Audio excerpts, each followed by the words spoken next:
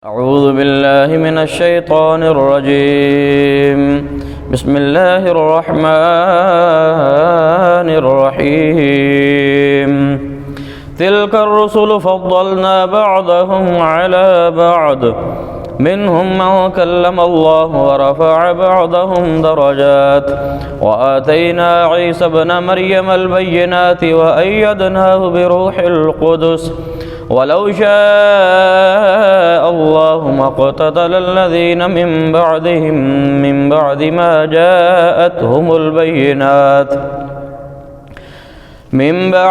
جاءتهم البينات ولكن اختلفوا فمنهم من آمن ومنهم من كفر ولو شاء الله ما اقتتلوا ولكن الله يفعل ما يريد. يا أيها الذين آمنوا أنفقوا مما رزقناكم من قبل أن يأتي يوم لا بيع فيه ولا خلة ولا شفاعة والكافرون هم الظالمون.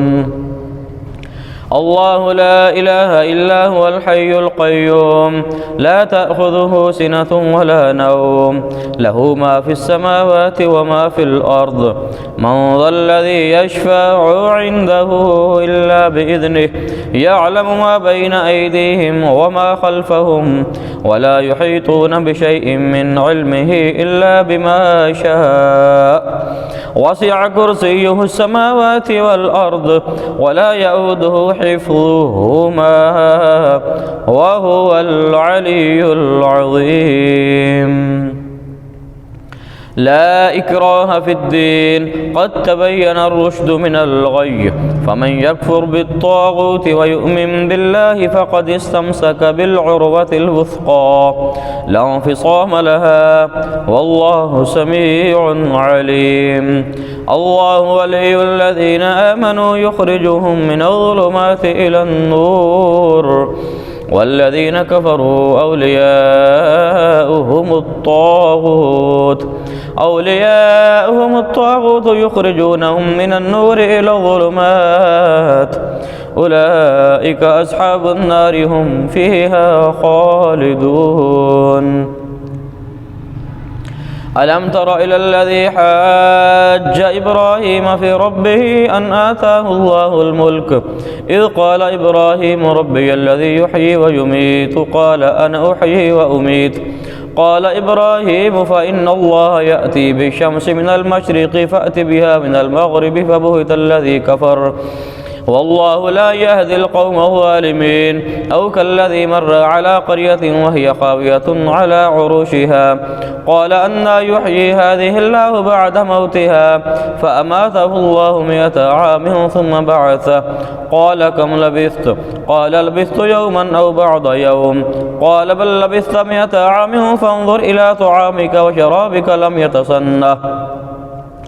وانظر إلى حمارك ولنجعلك آية للناس وانظر إلى العظام كيف ننشزها ثم نكسوها لحما فلما تبين له قال أعلم أن الله على كل شيء قدير. وإذ قال إبراهيم رب أرني كيف تحيي الموتى قال أولم تؤمن قال بلى ولكن ليطمئن قلبي قال فخذ 4 من الطير فصرهن إليك ثم اجعل على كل جبل منهن جزءا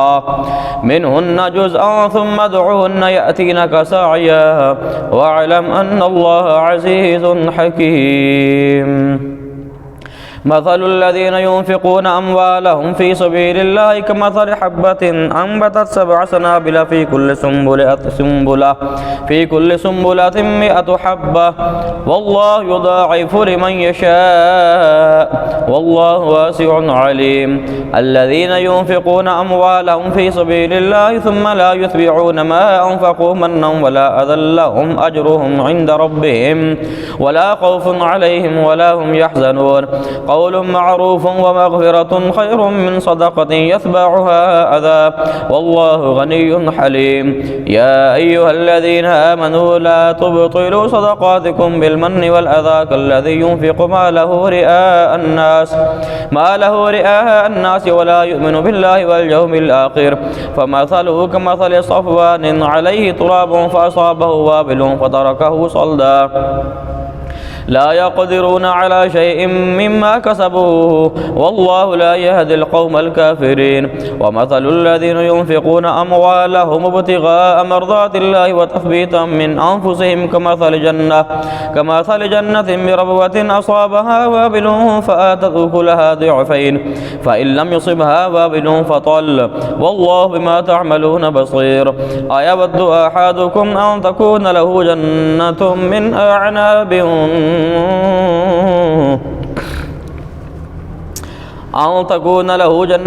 من نخيل وأعناب تجري من تحتها الأنهار له فيها من كل الثمرات وأصابه الكبر وله ذرية ضعفاء فأصابها إعصار فيه نار فاحترقت كذلك يبين الله لكم الآيات لعلكم تتفكرون. يا أيها الذين آمنوا أنفقوا من طيبات ما كسبتم ومما أخرجنا لكم من الأرض ولا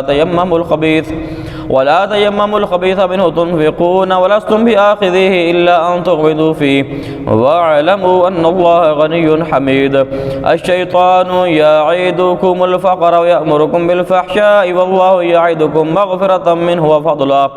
والله واسع عليم يؤتي الحكمة من يشاء ومن يؤت الحكمة فقد أوتي خيرا كثيرا وما يذكر إلا أولو الألباب. وما أنفقتم من نفقة أو نذرتم من نذر فإن الله يعلمه وما للظالمين من أنصار. إن تبدوا الصدقات فنعما هي وإن تخفوها وتؤتوها الفقراء فهو خير لكم ويكفر عنكم من سيئاتكم والله بما تعملون خبير. ليس عليك هداهم ولكن الله يهدي من يشاء وما تنفقوا من خير فلأنفسكم وما تنفقون إلا ابتغاء وجه الله وما تنفقوا من خير يوفى إليكم وأنتم لا تظلمون. للفقراء الذين أحصروا في سبيل الله لا يستطيعون ضربا في الأرض يحسبهم الجاهل أغنياء من التعفف تعرفهم بسيماهم لا يسألون الناس إلحافا وما تنفقوا من خير فإن الله به عليم. الذين ينفقون أموالهم بالليل والنهار سرا وعلانية فلهم أجرهم عند ربهم ولا خوف عليهم ولا هم يحزنون. الذين يأكلون الربا لا يقومون إلا كما يقوم الذي يتخبطه الشيطان من المس ذلك بأنهم قالوا إنما البيع مثل الربا وأحل الله البيع وحرم الربا فمن جاءه موعظة من ربه فانتهى فله ما سلف وأمره إلى الله ومن عاد فأولئك أصحاب النار هم فيها خالدون. يمحق الله الربا ويربي الصدقات والله لا يحب كل كفار أثيم. إن الذين آمنوا وعملوا الصالحات وأقاموا الصلاة وآتوا الزكاة لهم أجرهم عند ربهم ولا خوف عليهم ولا هم يحزنون. يا أيها الذين آمنوا اتقوا الله وذروا ما بقي من الربا إن كنتم مؤمنين فإن لم تفعلوا فأذنوا بحرب من الله ورسوله وإن تبتم فلكم رؤوس أموالكم لا تظلمون ولا تظلمون وإن كان ذو عسرة فنظرة إلى ميسرة وأن تصدقوا خير لكم إن كنتم تعلمون. واتقوا يوما ترجعون فيه إلى الله ثم توفى كل نفس ما كسبت وهم لا يظلمون. يا أيها الذين آمنوا إذا تداينتم بدين إلى أجل مسمى فاكتبوه وليكتب بينكم كاتب بالعدل ولا يأبى كاتب أن يكتب كما علمه الله فليكتب وليملل الذي إليه الحق وليتق الله ربه ولا يبخس منه شيئا فإن كان الذي عليه الحق سفيها أو ضعيفا أو لا يستطيع أن يمل فليملل وليه بالعدل واستشهدوا شهيدين من رجالكم فإن لم يكونا رجلين فرجل وامرأتان ممن ترضون من الشهداء أن تضل إحداهما فتذكر إحداهما الأخرى ولا يأبى الشهداء إذا ما دعوا ولا تسأموا أن تكتبوه صغيرا أو كبيرا إلى أجله ذلكم أقسط عند الله وأقوم للشهادة وأدنى ألا ترتابوا إلا أن تكون تجارة حاضرة تديرونها بينكم فليس عليكم جناح ألا تكتبوها وأشهدوا إذا تبايعتم ولا يضار كاتب ولا شهيد وإن تفعلوا فإنه فسوق بكم واتقوا الله ويعلمكم الله والله بكل شيء عليم وإن كنتم على سفر ولم تجدوا كاتبا فرهان مقبوضة فإن أمن بعضكم بعضا فليؤدي الذي ائتمن أمانته وليتق الله ربه ولا تكتموا الشهادة ومن يكتمها فإنه آثم قلبه والله بما تعملون عليم لله ما في السماوات وما في الأرض وإن تبدوا ما في أنفسكم أو تخفوه يحاسبكم به الله فيغفر لمن يشاء ويعذب من يشاء والله على كل شيء قدير آمن الرسول بما أنزل إليه من ربه والمؤمنون كل آمن بالله وملائكته وكتبه ورسله لا نفرق بين أحد من رسله وقالوا سمعنا وأطعنا غفرانك ربنا وإليك المصير لا يكلف الله نفسا إلا وسعها لها ما كسبت وعليها ما اكتسبت ربنا لا تؤاخذنا إن نسينا أو أخطأنا ربنا ولا تحمل علينا إسرا كما حملته على الذين من قبلنا ربنا ولا تحملنا ما لا طاقة لنا به واعف عنا واغفر لنا وارحمنا أنت مولانا فانصرنا على القوم الكافرين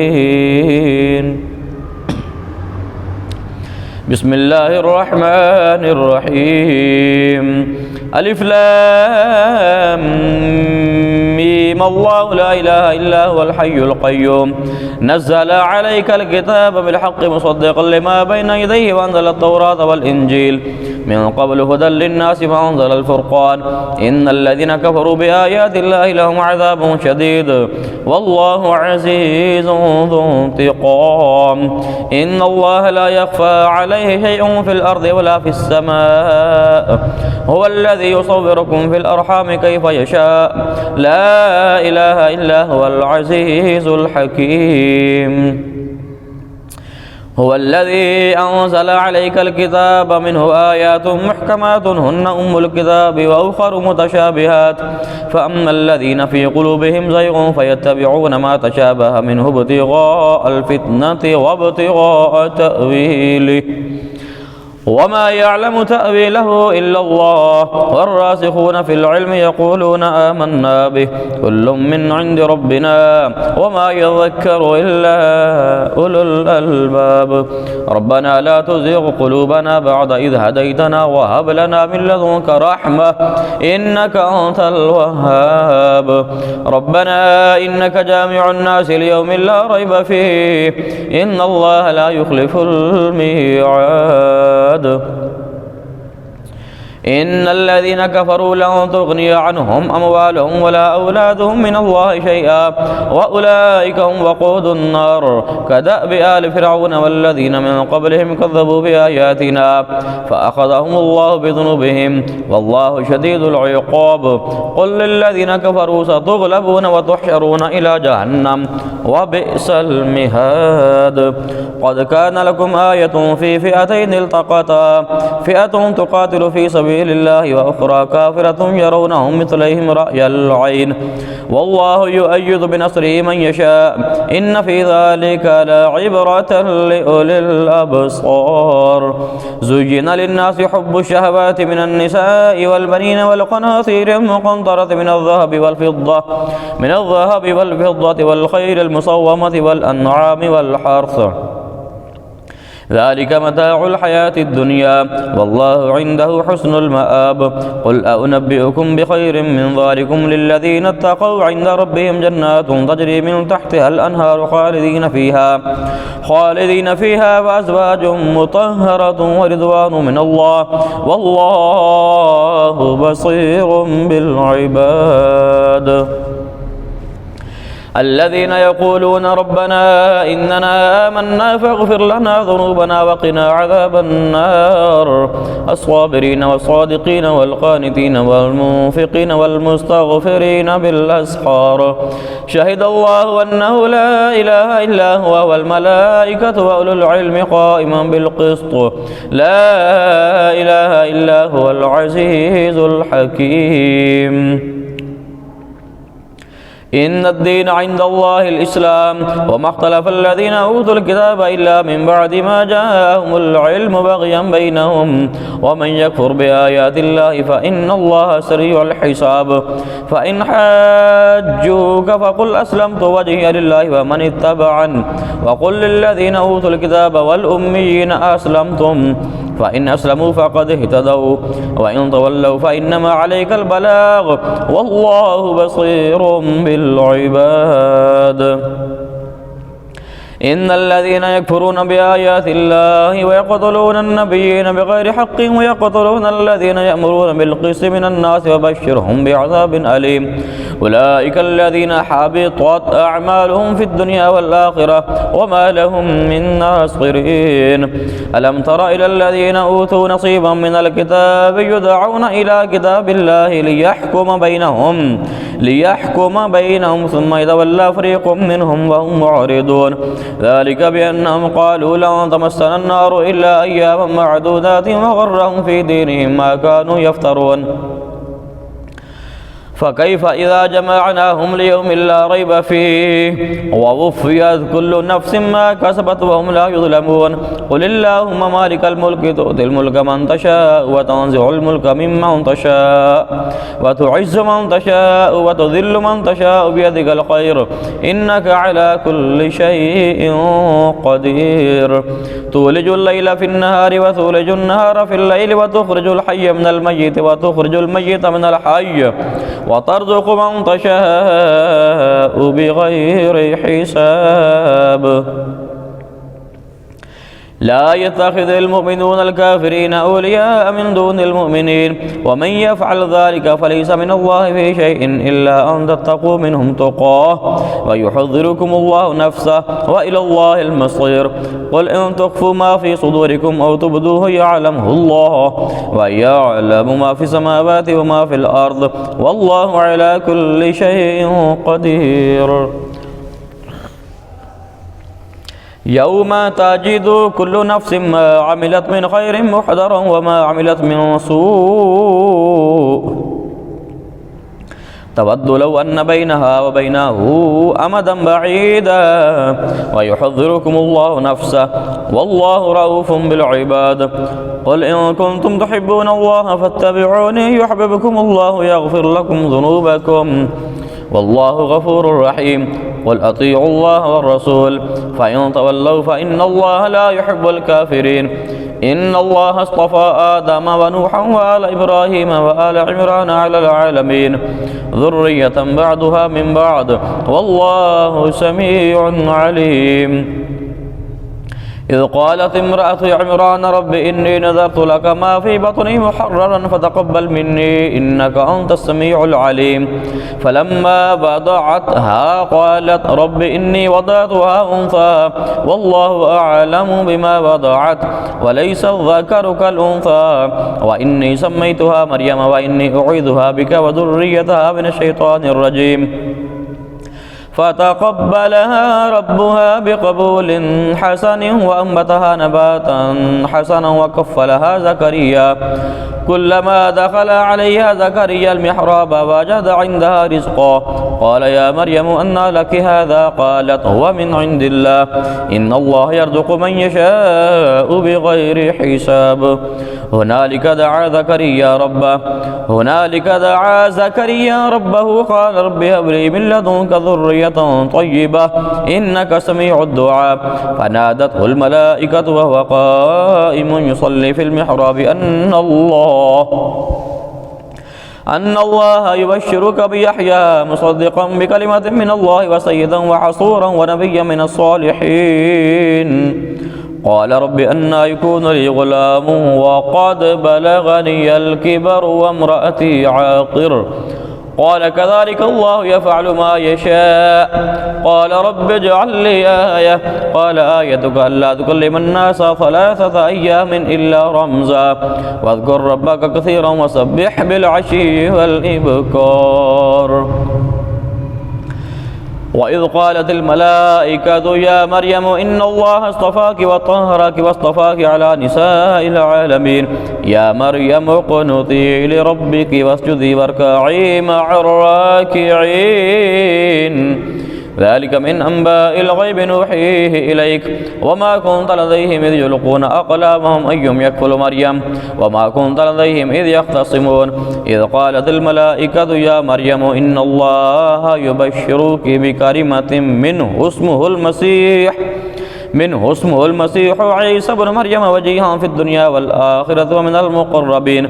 ويكلم الناس في المهد وكهلا ومن الصالحين قالت رب أنى يكون لي ولد ولم يمسسني بشر قال كذلك الله يخلق ما يشاء إذا قضى أمرا فإنما يقول له كن فيكون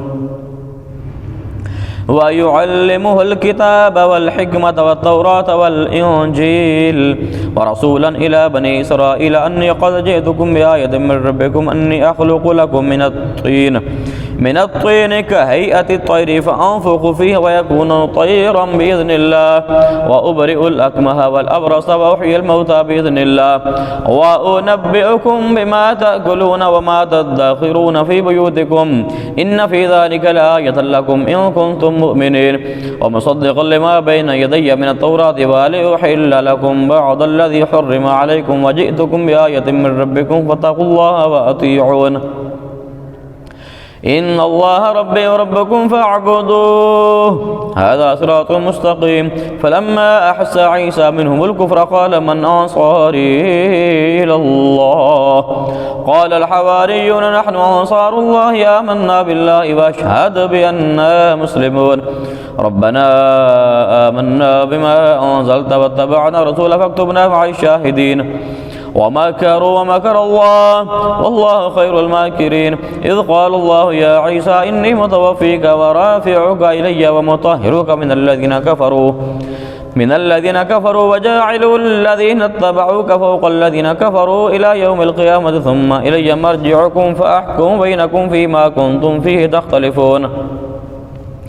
فأما الذين كفروا فأعذبهم عذابا شديدا في الدنيا والآخرة وما لهم من ناصرين وأما الذين آمنوا وعملوا الصالحات فيوفيهم أجورهم والله لا يحب الظالمين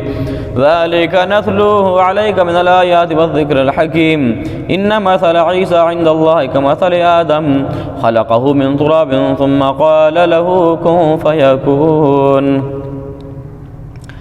الحق من ربك فلا تكن من الممترين فمن حاجك فيه من بعد ما جاءك من العلم فقل تعالوا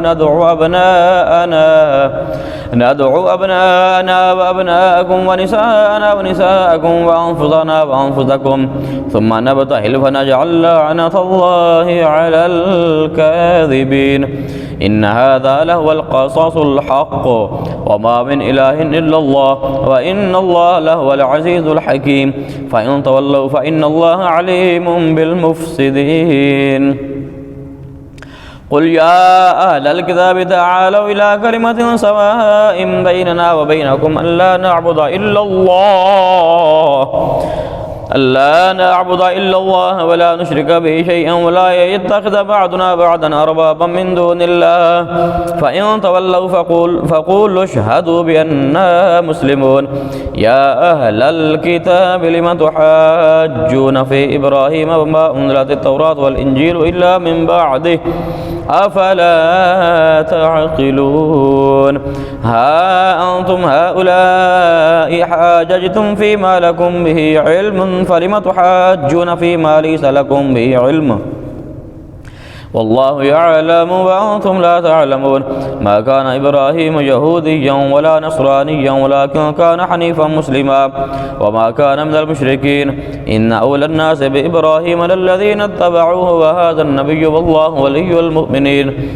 ود طائفة من أهل الكتاب لو يضلونكم وما يضلون إلا أنفسهم وما يشعرون يا أهل الكتاب لم تكفرون بآيات الله وأنتم تشهدون يا أهل الكتاب لم تلبسون الحق بالباطل وتكتمون الحق وأنتم تعلمون وقال طائفة من أهل الكتاب آمنوا بالذي أنزل على الذين آمنوا وجه النهار واكفروا آخره لعلهم يرجعون ولا تؤمنوا إلا لمن تبع دينكم قل إن الهدى هدى الله أن يؤتى أحد مثل ما أوتيتم ويحاجوكم عند ربكم قل إن الفضل بيد الله يؤتيه من يشاء والله واسع عليم يختص برحمته من يشاء والله ذو الفضل العظيم ومن أهل الكتاب من إن تأمن بقنطار يؤده إليك ومنهم من إن تأمنه بدينار لا يؤده إليك إلا ما دمت عليه قائما ذلك بأنهم قالوا ليس علينا في الأميين سبيل ويقولون على الله الكذب وهم يعلمون بلى من أوفى بعهده واتقى فإن الله يحب المتقين إن الذين يشترون بعهد الله وأيمانهم ثمنا قليلا أولئك لا خلاق لهم في الآخرة ولا يكلمهم الله ولا ينظر إليهم يوم القيامة ولا يزكيهم ولهم عذاب أليم وإن منهم لفريقا يلبون ألسنتهم بالكتاب لتحسبوه من الكتاب وما هو من الكتاب ويقولون هو من عند الله وما هو من عند الله ويقولون على الله الكذب وهم يعلمون ما كان لبشر أن يؤتيه الله الكتاب والحكم والنبوة ثم يقول للناس كونوا عبادا لي من دون الله ولكن كونوا ربانيين بما كنتم تعلمون الكتاب وبما كنتم تدرسون ولا يأمركم أن تتخذوا الملائكة والنبيين أربابا أيأمركم بالكفر بعد إذ أنتم مسلمون وإذا أخذ الله ميثاق النبيين لما آتيتكم من كتاب وحكمة ثم جاءكم رسول مصدق لما معكم لتؤمنن به ولتنصرنه قال أقررتم وأخذتم على ذلكم إصري قالوا أقررنا قال فاشهدوا وأنا معكم من الشاهدين فمن تولى بعد ذلك فأولئك هم الفاسقون أفغير دين الله يبغون وله أسلم من في السماوات والأرض طوعا وكرها وإليه يرجعون قل آمنا بالله وما أنزل علينا وما أنزل على إبراهيم وإسماعيل وإسحاق ويعقوب والأسباط وما أوتي موسى وعيسى والنبيون من ربهم لا نفرق بين أحد منهم ونحن له مسلمون ومن يبتغ غير الإسلام دينا فلن يقبل منه وهو في الآخرة من الخاسرين كيف يهدي الله قوما كفروا بعد إيمانهم وشهدوا أن الرسول حق وجاءهم البينات والله لا يهدي القوم الظالمين أولئك جزاؤهم أن عليهم لعنة الله والملائكة والناس أجمعين خالدين فيها لا يخفف عنهم العذاب ولا هم ينظرون إلا الذين تابوا من بعد ذلك وأصلحوا فإن الله غفور رحيم إن الذين كفروا بعد إيمانهم ثم ازدادوا كفرا لن تقبل توبتهم وأولئك هم الضالون إن الذين كفروا وماتوا وهم كفار فلن يقبل من أحدهم ملء الأرض ذهبا ولو افتدى به أولئك لهم عذاب أليم وما لهم من ناصرين. صدق الله العظيم.